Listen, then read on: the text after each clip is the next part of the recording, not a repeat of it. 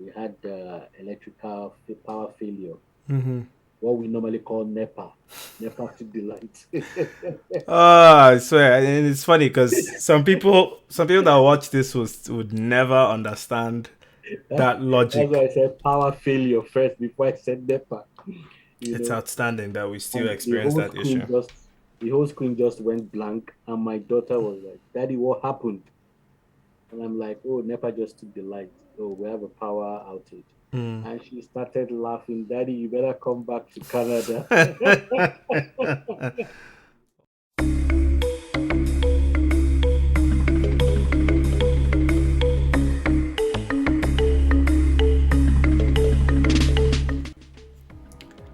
All right, welcome to another episode of Tales from Diaspora. In today's episode, I will be having another dear friend of mine on the show. He's also a native of Nigeria, like myself, but is also a prince. He currently lives in Kitchener, a town in Ontario, Canada, with his lovely family, just like myself. 'Cause I also live in Kitchener, for those of you who've been in the previous episode. Prior to his move to Canada, he acquired some notable positions like Public Relations Officer for Lagos State Branch, former Secretary of the Lagos State Branch, and an associate member of the Nigeria Institution of Estate Surveyors and Valuers. In addition to these, he is currently a realtor in Canada and helps family buy and sell homes. An exceptional individual named Prince Adeyemi Onikan. Welcome, my Oga. How are things? Thank you very much. Hello, Yeah, viewers. Happy to be here. that's great. That's great. That's great. Um, so obviously the new year has come.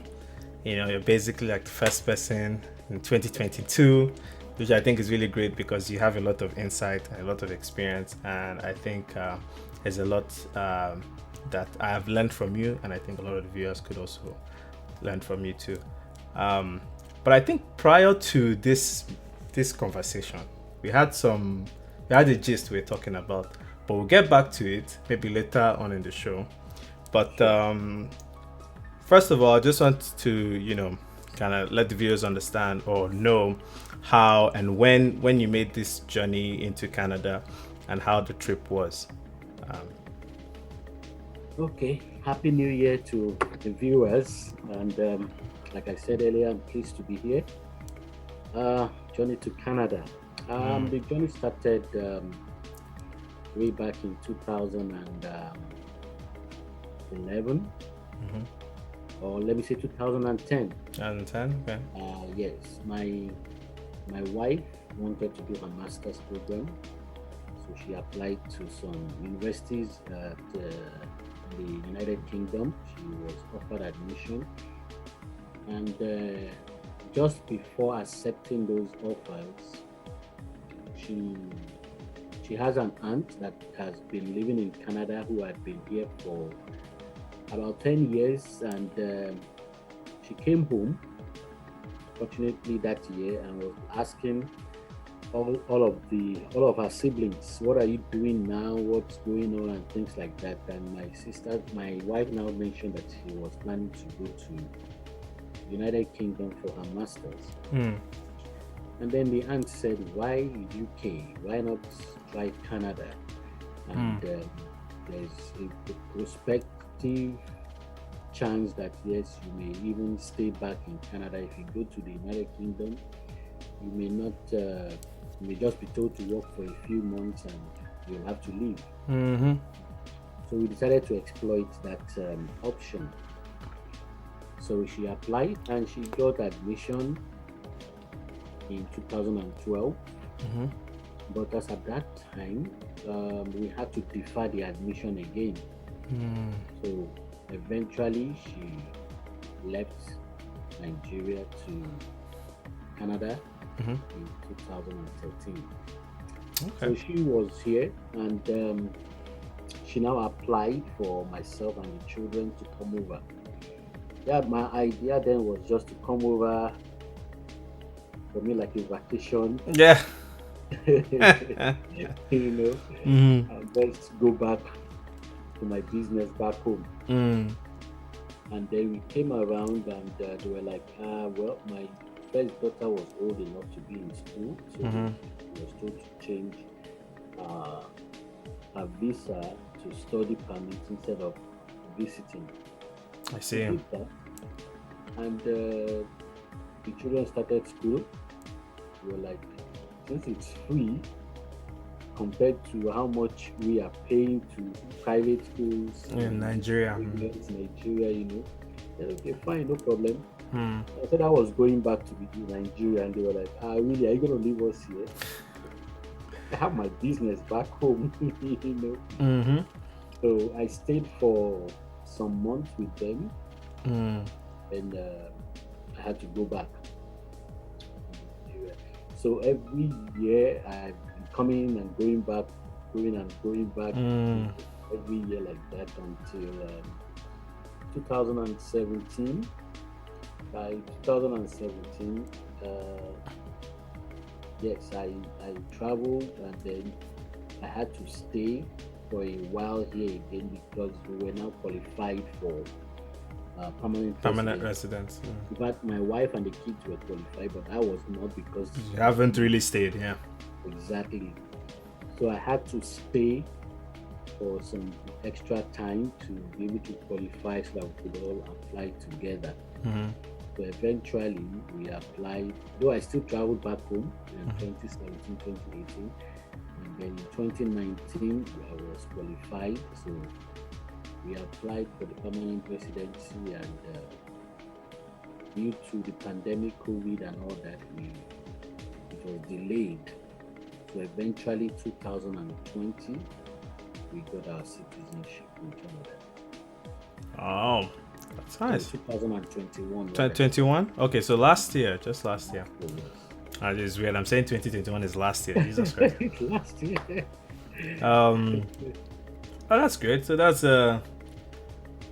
definitely one heck of a movement for you, because I'd assume that journey of moving to moving to and fro Nigeria and Canada would not have been easy. And of course, the fact that you had businesses and all those positions that we mentioned earlier, how was your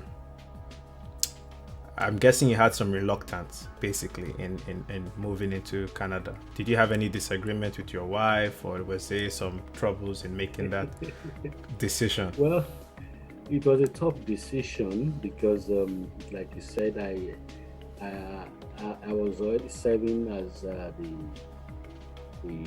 public relations officer of the Nigerian Institution of Estate Surveyors and Valuers Lagos State Branch.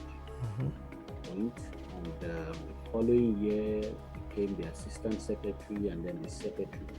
And my traveling was not making me to function properly.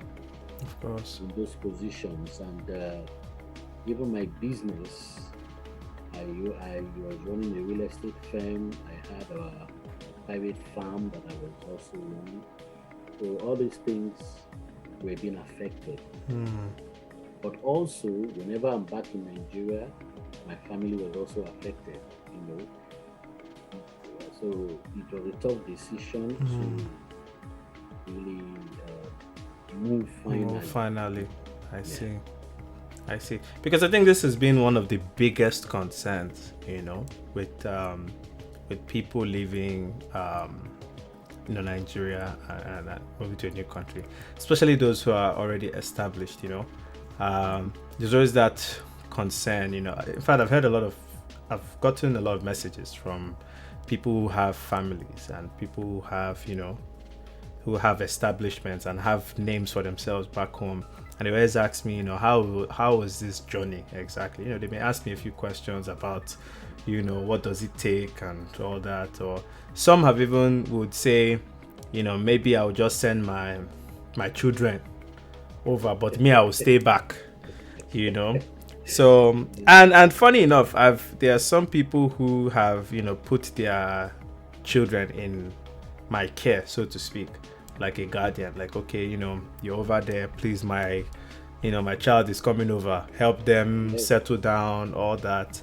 And it's mostly for the permanent residence move, or it may be for education with the intention to stay. So that has usually been a thing. So I've noticed that I'm just, it's just something that has always boggled my mind as to. So when you made this decision, to then finally move to Canada, how was that for you? Like, was it a very hard transition, moving into Canada and having to leave? Because I'm guessing you had to leave all those positions, right? Because you don't possess any of those positions at the moment. So how did that feel, letting go of all those things that you had built for so many years and then coming to move back? In spite of the fact that, yes, we understand that moving to Canada has its own benefits. Like you mentioned, the free education, healthcare is a lot way better, especially when you have a family. I think people seem to underestimate that the power of social healthcare, where you don't have to pay every single time you go to the hospital. It's a profound system that people seem to take lightly, especially the way prices are just overhiked when it comes to the pharmaceuticals. So how was that decision for you? Taking the decision wasn't a hard one, really. What made it not to be hard was the children, my family. Yeah. I remember my first daughter was always sick back home in Nigeria. The pediatrician that was treating her then was one of the best that we have back home. He said that it's not asthma that she had, but something close to it. And they were giving her a particular drug, prednisolone. If you Google prednisolone, and those in the medical field will tell you, prednisolone is more like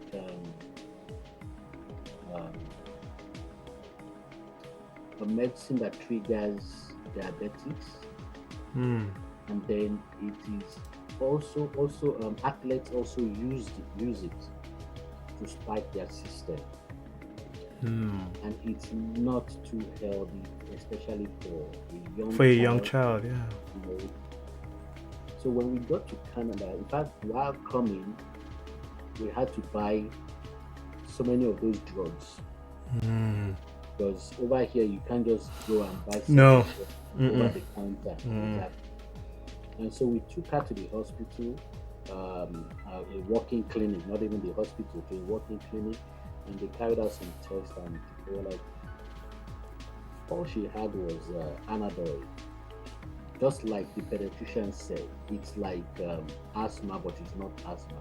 It's just like her lungs is being blocked.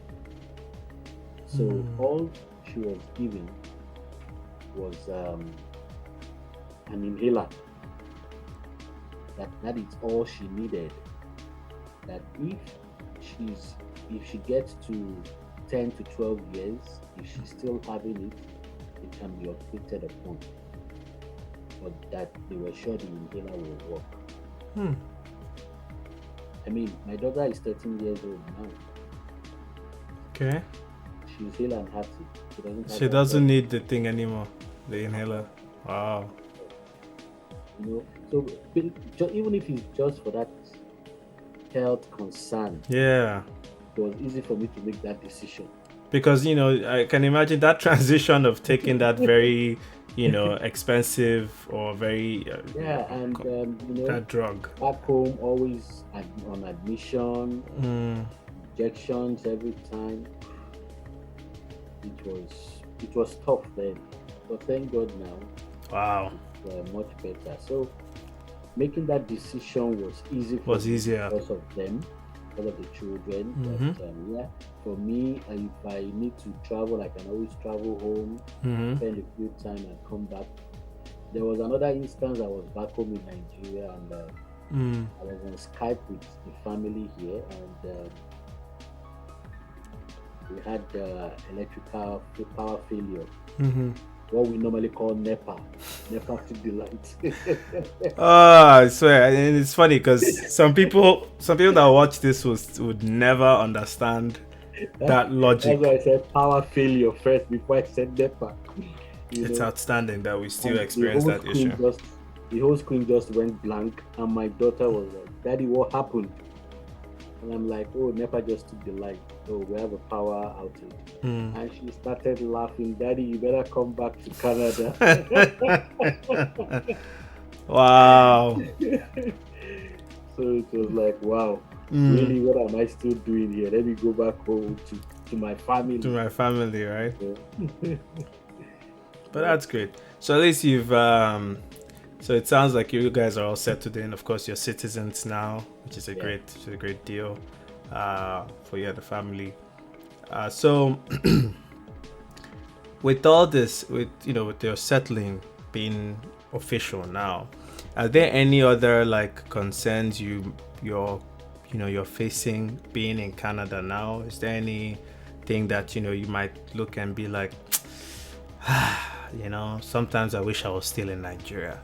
Do you get that feeling sometimes? Oh, yes.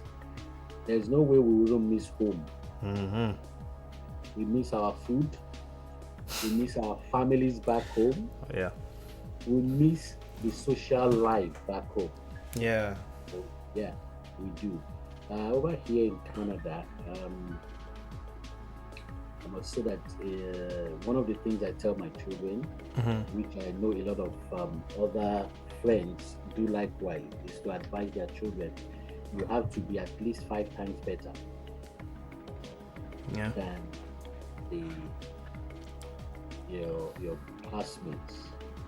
Oh, you're one Yeah. of those parents. You're one of those Oh, parents. yes. Very I have to competitive. say yes. Like my daughter would say, very competitive. But the reality is this: if you go for an interview with probably a white citizen, Mm-hmm. the the the likelihood that the white citizen will get the job Mm. is higher. Hmm. You know, So you must be distinguished yeah, to get the job. that is true. Yeah, either by presentation or what your CV has to offer, right? Exactly, yeah. Yeah, Yeah. I can admit to that because I remember having this conversation with a friend of mine, and it was a situation where, you know, so we're basically talking about names, right? Like our names. So, so this person was currently dating, a Nigerian person, right? Is a lady, and she's basically saying that if she gets married to that man, that she's not sure she will be using the man's name on her resume, because if she uses it on her resume, right, that name, could affect her chances of getting a job.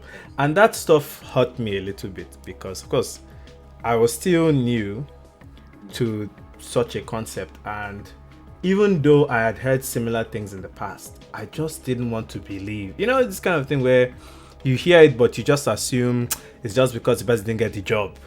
That's why they are feeling. But now I'm hearing this from somebody who is a citizen of, Canada, and they are telling you that, look, in as much as I like the Nigerian man, but that name is going to be a problem for me. And I found that very astonishing as to the fact that it is, you hear these things and it's true. I'm seeing it for the first time. The person is confessing it, that it will affect my chances. So it is not even someone that is Nigerian, but even by association, it could affect you, and they are telling you life and direct. So it is definitely this. I agree with you on this point. Yeah. I have a young man here that his name is Sheun. Sheun. Mm-hmm. Sheun is spelled Seun. Mm-hmm. He was applying for jobs, and he was never invited for interview. And then he changed his name. He added an H after the S. Mm-hmm. The Shaun. Oh, Sean. Exactly. That became Sean. Interesting. And the fact is, most the Europeans, when they want to call Seun, they will still call him as Sean. Sean. Here we applied to those same places and he was getting called. You understand now? So it's there. It's quiet, but it's there. The racism is there. We can't deny it. You know, this is very funny you say this because although mine was not quite like this, when I was applying for jobs, and this was just as recent as last year, you know, I was, you know, me being myself, I was still stubborn. I would use my name because I'm like, I beg. It's my name. You know? Yeah. So I was, of course, I was proud. So I'm still using my name. But then I got a little frustrated and just be using my name. I know my CV is good. I know that I can work. I know what I'm capable of, you know, so I should be a catch. Yeah. So what I then decided to do was to add my English name to my application process. You know, sometimes I'll just put my first and last name and that's it. But this time I'll put, there will be only a space for first and last name. But in that first name box, I'll put my first name and my middle name. And I started getting into, in fact, towards the ending of last year, I got at least 3 calls, you know, like just from other places I was, you know, applying to on a whim. And I was getting calls. And it was very ironic because I was like, how is it possible that, you know, this name thing is so much of a big issue? You know what I mean? That it's, you know, even for me, that is, of course, me, I wasn't as interested, you know, I wasn't as concerned about leaving my place of work because, of course, you know, I have a job. But I'm just thinking about those people who don't even have a job, you understand? Having to live through that experience of, you know, not because of their name, they will just have to make do with whatever life has to offer. I think that's pretty well cool. It's not just about the name. Yeah, it's not just about the name, it's all about our skin color too, because there are people, even after you put your middle name, they speak to you on phone for interview, you do very well, and then when they now want to have maybe the third or second interview with you via Skype, Zoom and all that, and they now see that, oh, you're a black person, you don't get that job. Interesting.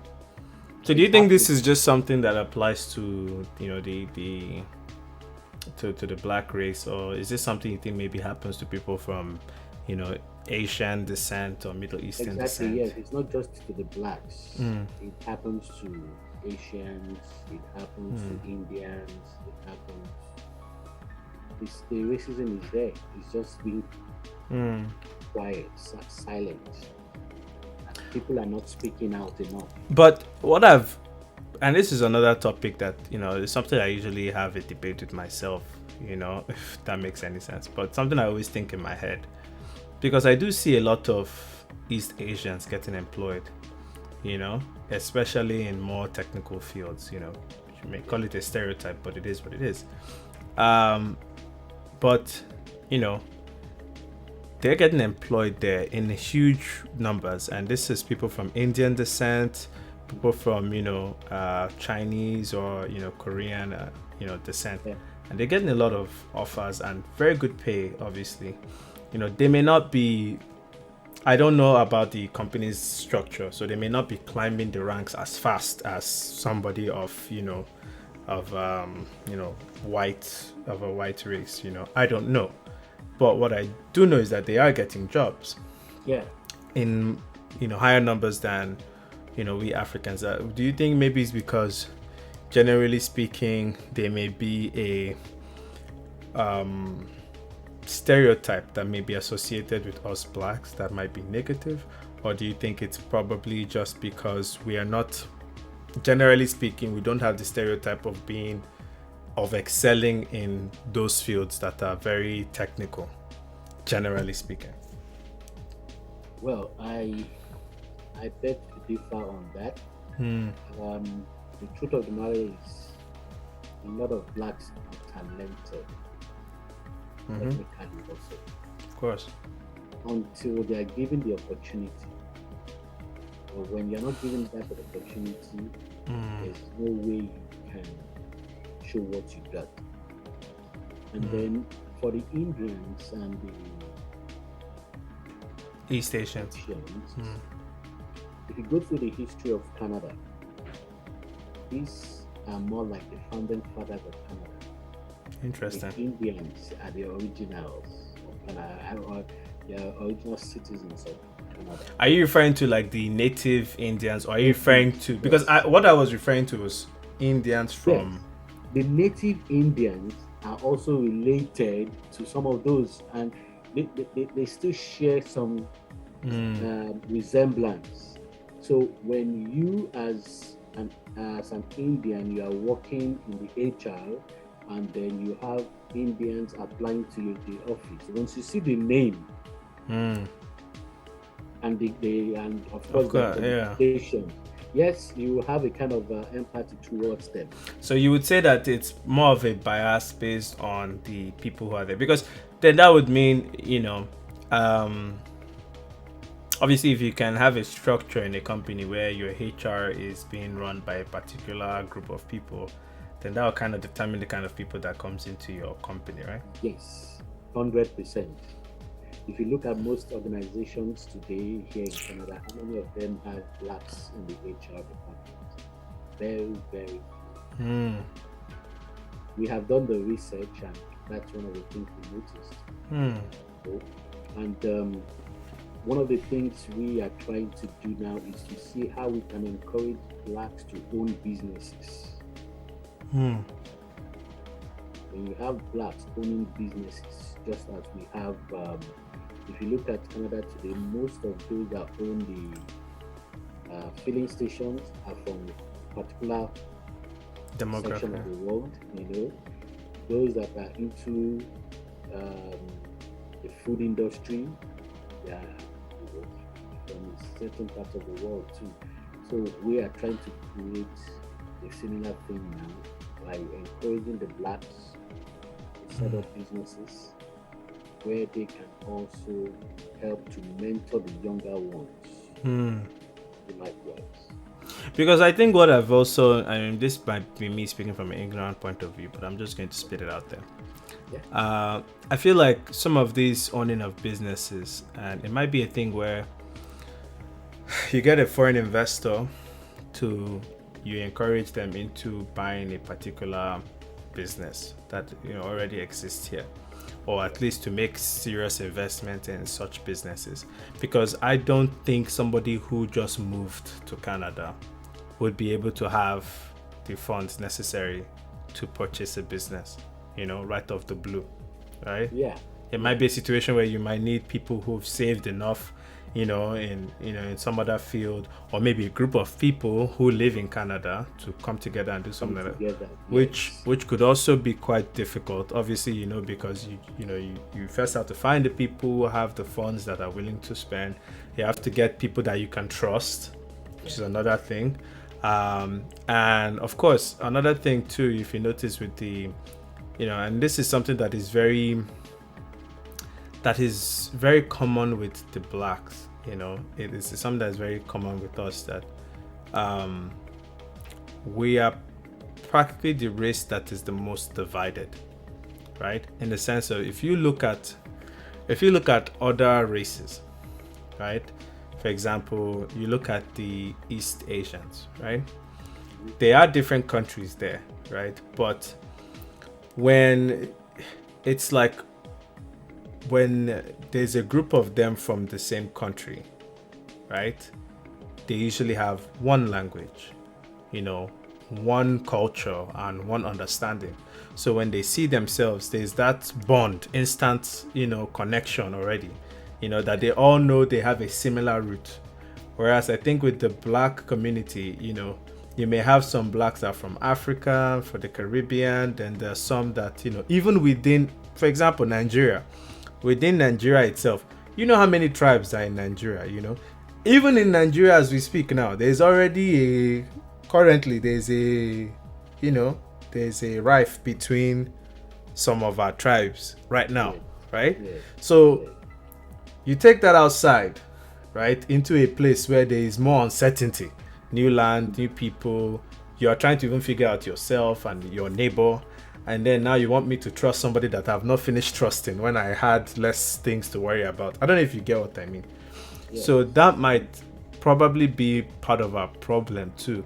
And I've heard this thing from, not just, Nigerians, but from other people, even Caribbeans have mentioned this concern, that this is something that is very notable with, the Black community, where it doesn't seem like we cooperate as well as other communities.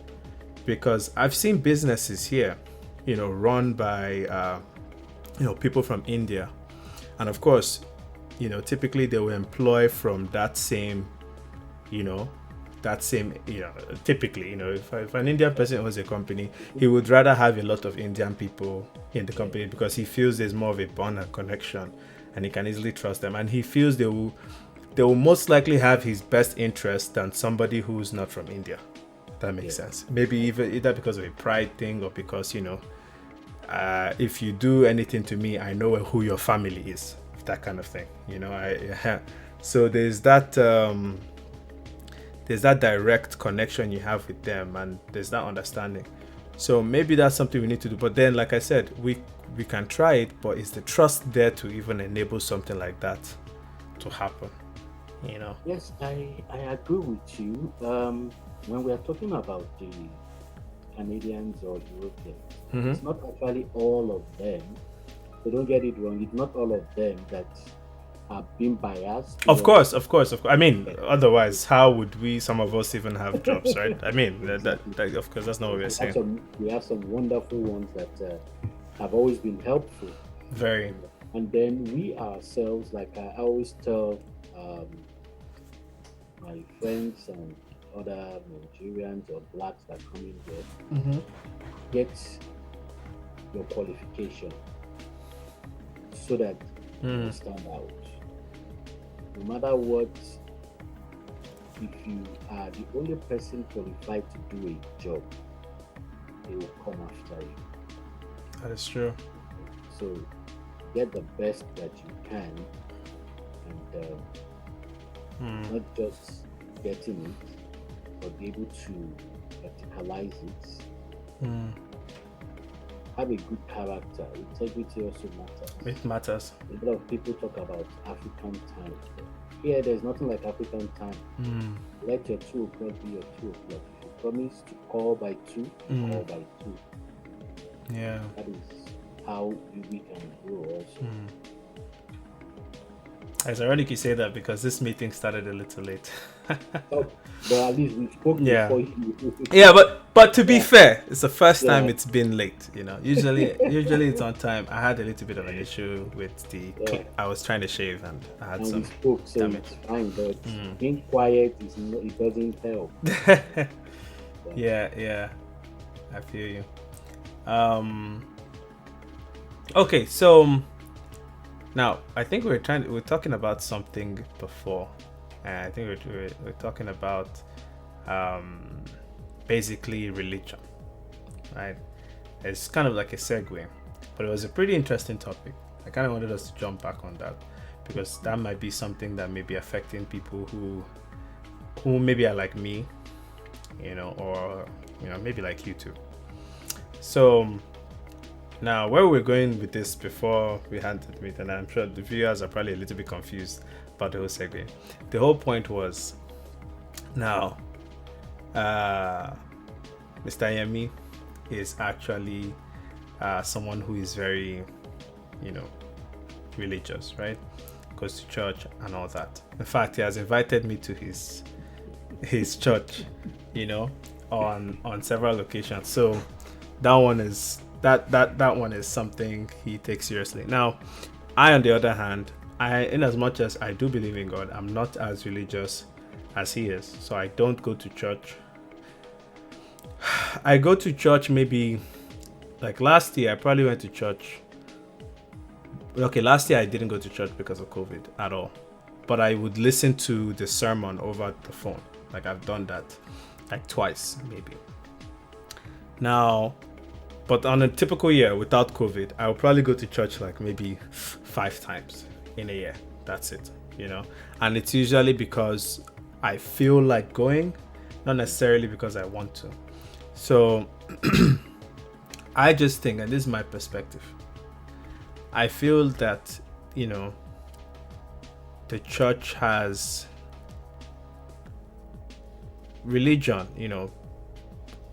trying to understand truth and meaning and all that stuff, because that's basically what birthed religion.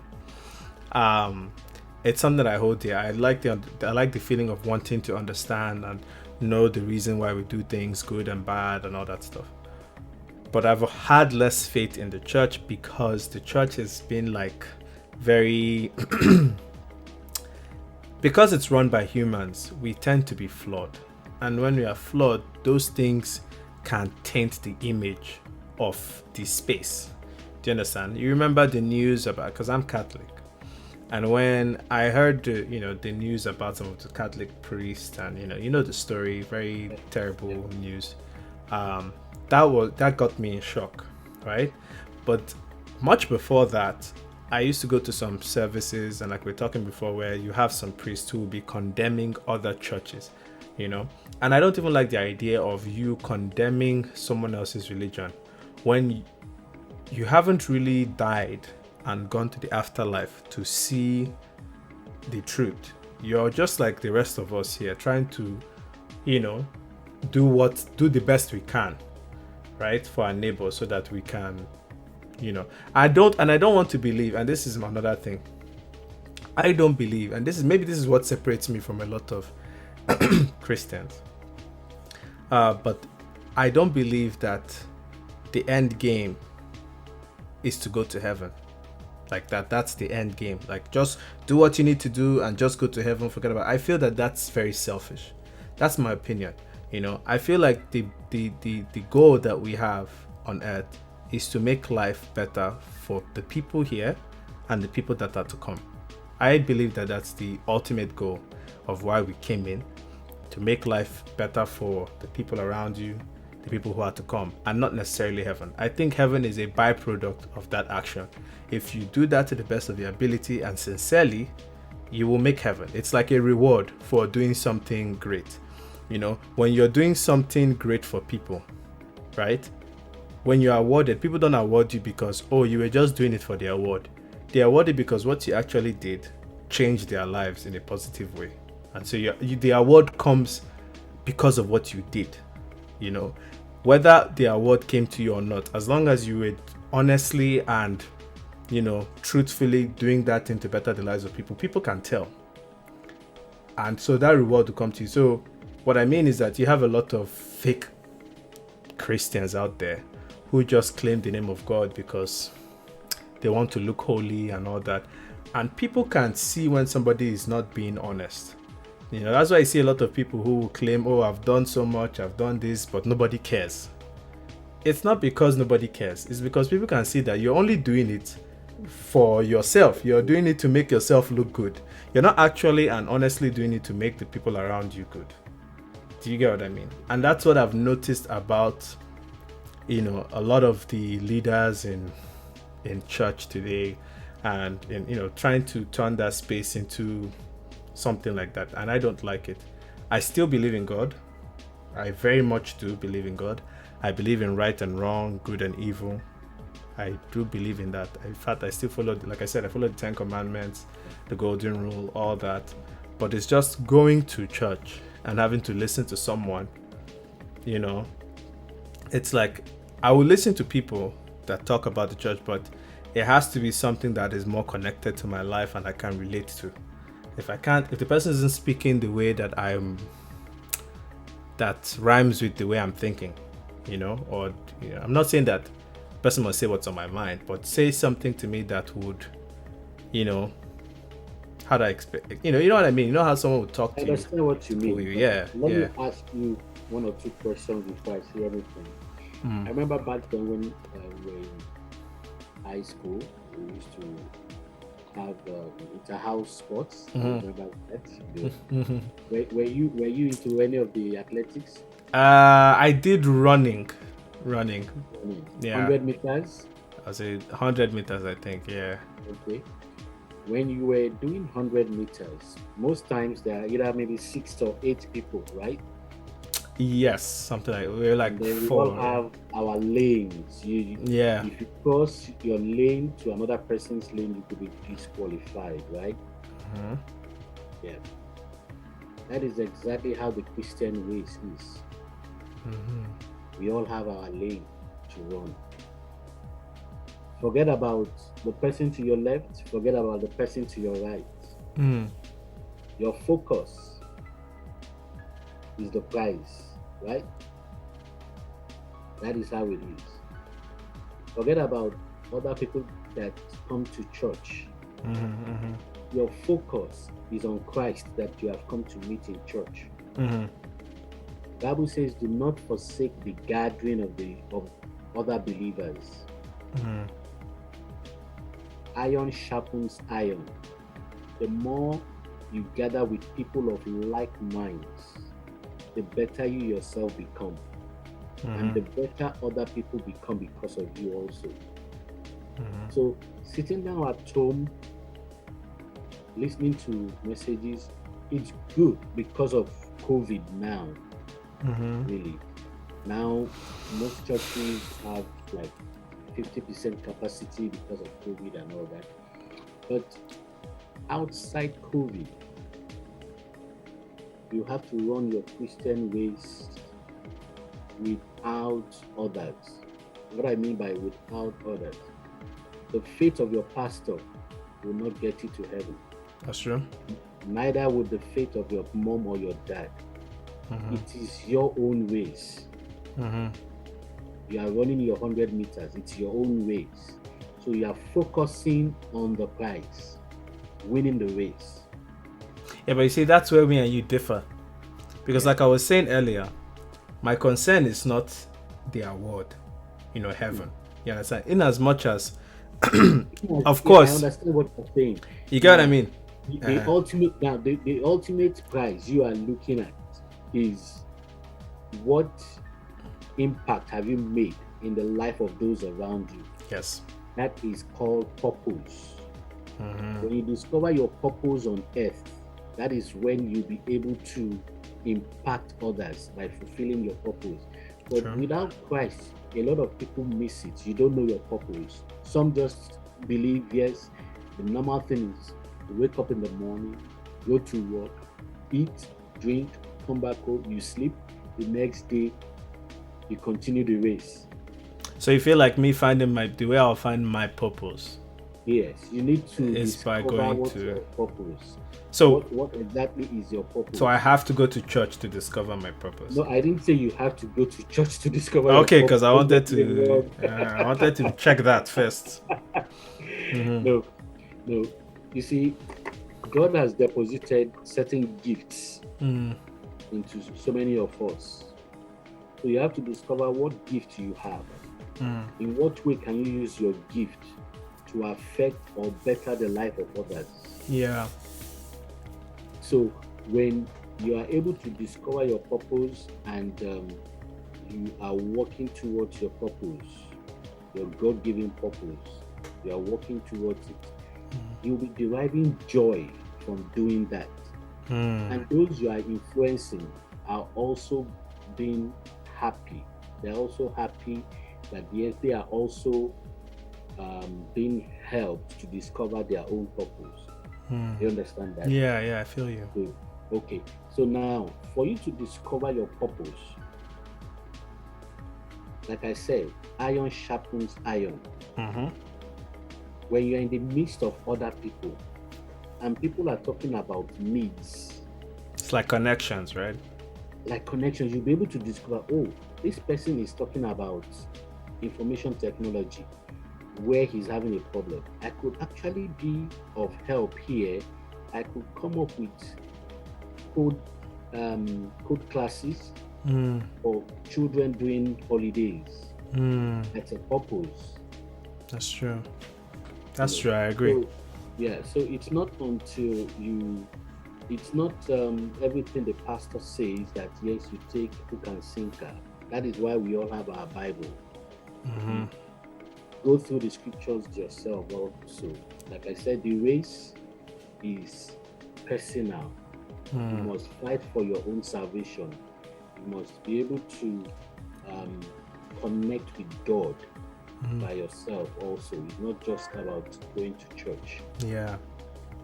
So, but like I said, still do not forsake the gathering. That is where you can help. Yeah. Okay. So I guess the gathering of the church is something that I do miss, because I remember, like I said, I used to go. I do like that whole gathering. I like sometimes I enjoy the choir in my if a church has a very good choir, that's how you get me most of the times, you know. And like I said, I've not I'm not really someone, even though I was born Catholic, I'm not the type that would just say, oh, it's only Catholic I will go to or anything. I've gone to, you know, of course, you've invited me to your church and I've come several times. So I don't mind going anywhere, as long as, of course, the main reason I used to go to your church was to socialize. And this is just what you mentioned, right? So I definitely do agree not just to socialize, to also listen to the word of God. I mean, of course, but my purpose, meet with people. The reason why I would come when you invited me, because I mean, I could, if I wanted to listen to the word of God, I'd go to my church, you know. It's just that my church, of course, if you're familiar with the Catholic Church, it's very, you know, can be very structured and it's very hard to do, you know. Yeah, there is socializing, but it's just not as, especially when, I don't know how to explain it, you know. In Nigeria, it's a lot different than it is here. The Catholic Church is very social back home, you know. Over here, it just feels very, I don't know how to explain it, you know. And I've noticed even when I was in the UK, it was very similar. It's the same. You go to church, you see a few people, you say hi, and after that, everyone's gone, you know. They have some events here and there, but it's like, it just feels like it's like a family kind of thing. It's like the families, if you're a family and you kind of know this family, then that's how the connection comes. It doesn't really come just like, you know, like if you go to a lot of all these, like there's all these youth churches that are filled with youths, right? There's a lot more bonding within the youth, and I think that's where connection really grows. You know, it's not between families, because usually when you have a family, you're very protective. You don't really want to mingle and all that. It's complicated. But anyway, I was just wanted us to talk about that, because I felt that's something some people may want to, may want to listen to. I think one of the final things I was going to talk about, you mentioned you were a prince. Now, I never knew you were a prince, so tell me that story. Which kingdom, you know, and who was your father and all that? I'm a prince from Onikan land. Onikan land. That's why we are Onikan. Yes. How do you spell that? Just remove from my last name. You remove the O and the I. Oh, I see. And then put it E-E-T. Instead of Onikan, it's E-T-I. Okay, Onikan. Okay. Onikan is from the Ilajes in those states, Nigeria. Okay. So your dad is a king, or was a king? So my late grandfather was the king. Okay. And, when it was my father's turn, no, my late great grandfather was the king. When it was my grandfather's turn, he said nope, he didn't want to be the king. That he wanted his children to go to school. Interesting. So he left the village with his children and ended up in Warri, in Delta State. We were sharing boundaries. So that was where my father and his siblings got educated before they moved to Lagos. So back home, we are still considered royalty. Yeah. Yes. Oh, that's nice. That must have been. So I guess your grandfather must have been exposed to some kind of lifestyle that he saw and was like, no, this is not life. The man saw the future. He saw, or he saw some things happening. I was like, no, this. We are not enjoying life. We need to go to worry and enjoy life. Okay, that's nice because I didn't know. When you sent me your portfolio, I was like, wow, you're a prince. I didn't know that. Well, that's good. So overall, though, how are your family doing? How are they settling down with all the COVID hysteria and all that? Yeah, it's been great. My wife works from home. Okay. At a point last session, the children were learning from home, online schooling, Mm-hmm. and they just went back to school this September. Mm-hmm. So it was a different experience, but they were glad to be back in school. Yeah, I can imagine. It's when you talk about the whole social interaction thing, can imagine how that could affect kids today. I know how profound and very important it was for me to interact with other kids when I was young, especially me being a natural introvert. It was very important for me.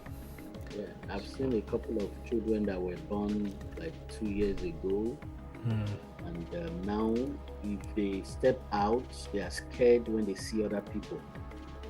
It's not good. Because they've been used to staying at home so with long. their parents. Mm. Now to bring them out and they are seeing so many people. It's overwhelming. Yeah. But at least it's better young than imagine a 10-year-old doing that. That is not pleasant to see. So, but we thank God at least. I'm hoping things get better. Let's hope this year it's a lot better and we kind of put a stop to this craziness. Yeah. Well, I think that's it. I don't think there's really much to talk about. I guess maybe one more thing I could ask is, is there any advice you could give someone who is also thinking of moving, or someone who is planning to move, or someone who has just moved into a new country or Canada, for example? Is there any advice for them? Yeah. One thing I would just say is you have to be patient.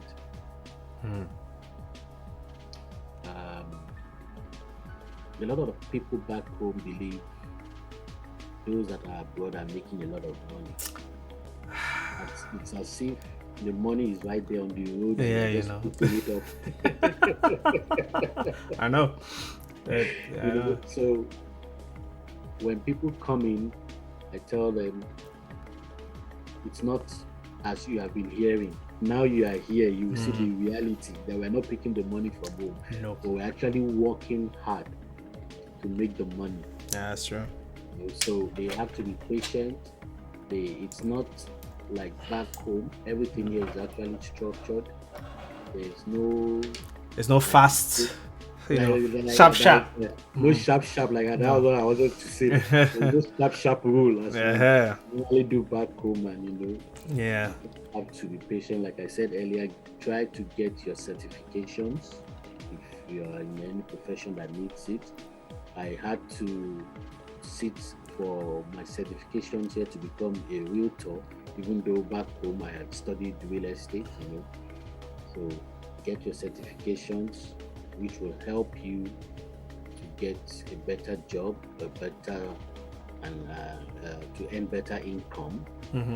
And apart from that, there's one thing that we are still trying to help, especially Nigerians when they come in. It's difficult for people to rent a house when they really come, because they will always ask for your credit history. Yeah. Where do you want to get a credit history when you just came? you just came, I know, right? Yeah. So get a realtor if possible to help you, especially He is one. somebody who understands your language. To be able to break certain things down for you. And please do not sign any document without reading it. A lot of Nigerians or a lot of Africans come in, they sign documents and they get implicated. I'm guilty of doing that. So. It doesn't help. You get into lots of trouble, and once you have signed a document here, it's difficult for you to back out from it. Yeah. Get a lawyer to help you to explain it. If possible, a lawyer from your own country. There are so many of them here. Get a lawyer to explain certain. You may read it and think you understand it. Yeah. But there are some legal terms that have some hidden connotations. So it's always good to have a lawyer read it to you. That's true. And for those that still want to come, please come. I mean, you grow the community and all that, right? Grow the community. We have an adage that says, that is, the sky is wide enough for all the birds to fly. So your coming will not hinder my progress. Yeah. And my being here will not hinder your progress. So please come and let us roll together. Yeah. That's a good one. I like that. And don't feel too big. Don't feel you're too big for certain jobs. Over here, whatever job you get will actually feed and sustain your family till you get the right job. The right job you want, yeah. So please, don't let ego hinder you from doing those jobs. Don't let what? Ego. Okay. Yeah. All right. All right. So, my Oga, thank you so much for helping me on this episode, and I think it was very informative, and I think a lot of people will definitely learn a thing or two. If you want to, put up some of your information, so if people are really interested in buying or selling houses, they can reach you. I can put maybe your information in the description of the video, and then they can always reach out to you to if anyone is interested in buying or selling a house, or just like you said, getting some information on the some of the important things they need to know about that aspect of house buying, right? Yeah. So please, maybe after the episode, just send it to me, and I'll just post it for everyone. All right. Thank you so much again. Thank you very much, Prince Adeyemi. I'll start calling you Prince, trust me. Your colleagues at work will be looking at you. I know, I'm telling you. No, I will do the proper bowing, the lying down. Oh, yeah, that reminds me. I had two people that used to do that. Oh, really? Work. Yeah. So I told them, please stop. How did they? What did they say when they do that? What's they say? What did they normally say when you're prostrating like that? What's the greeting? No, if it's for the king, so you'll be saying Kabiesi. Kabiesi, okay. Kabiesi, that's what they call the king. So when you're prostrating to the king, say Kabiesi, okay. It's like one of those praises in Kabiesi. Yes, that's what we also call God, Kabiesi. I love that song. I love that song. You just reminded me of one of my best gospel songs. See, you're missing home. I'm missing home.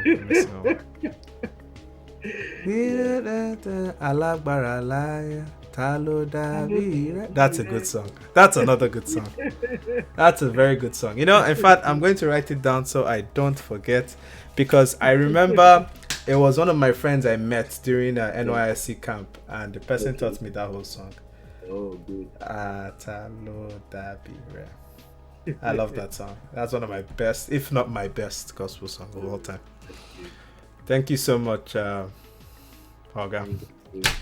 Thank you so much, and have a wonderful 2022, and you too. have a happy rest of the weekend. Thank you so much.